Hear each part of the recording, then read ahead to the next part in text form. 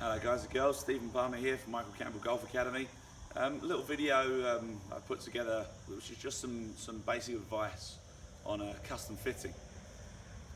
First piece of advice is get fitted. Make sure that if you're buying a set of clubs or a driver or whatever it is, a putter, make sure that you actually get fitted. Don't just pick it off the rack and buy it. It's like going into a shoe shop and picking a pair of shoes up without even checking the size. If it doesn't fit you, it doesn't matter how good the technology is, doesn't matter how much it costs, it's not going to work for you. And it can ruin your golf swing as well. I've seen plenty of golf swings, even by some seriously good players, deteriorated because they're using the wrong equipment. So make sure that you get fitted. It is really important. It's not just for good players.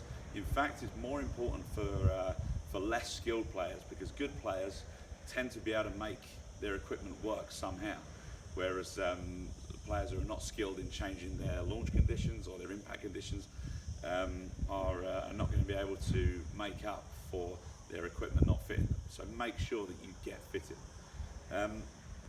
Secondly, make sure that you choose a club fitter who has a lot of experience in club fitting and is a qualified club fitter. It's not an easy thing to do. You need to have a lot of knowledge to be able to fit someone correctly and cleanly for a set of clubs.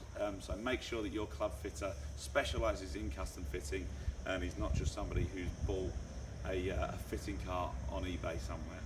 Okay, so make sure that you have a good club fitter.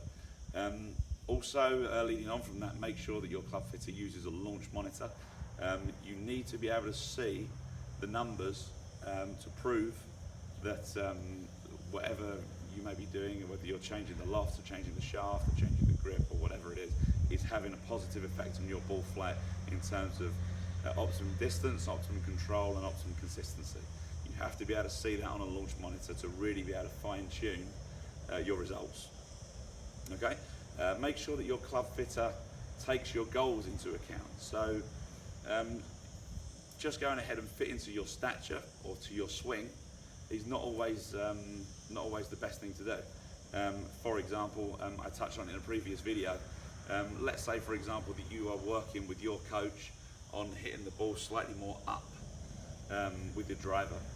Let's just say that that's something you're working on.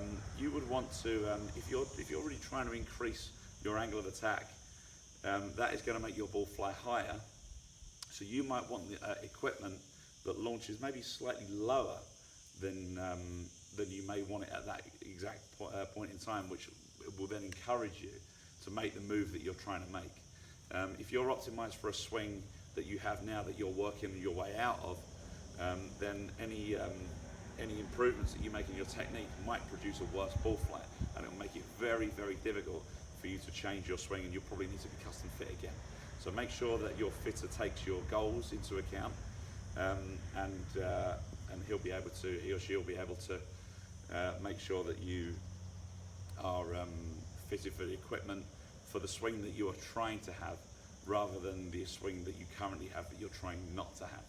Okay. The fifth point I will make is do not feel obliged to buy equipment or make a decision on that day. Now, most of the time, if you have a good fitting, you're going to have a driver or an iron or a wedge or a putter that just jumps out at you, and it's like, right, okay, this is the one for me, and the decision is made. If you feel like you went on a bad day, maybe you wasn't swinging particularly well on that day, you wasn't striking the ball very well, don't feel like you have to, just because you had the time of the fitter, that you have to make a purchase. Now, most of the time you will be charged for a custom fit, and usually you'll get a discount from equipment if you buy it. But don't feel obliged to buy on the day, because you are going there in order to be optimized for a set of clubs. And if you don't feel like you've got the result that you're after, then don't feel obliged to buy something just because you had the guy's time. Okay, so that's something that's really important. So if you take those 5 things into account when you are thinking about getting custom fitted, you'll usually get a good result.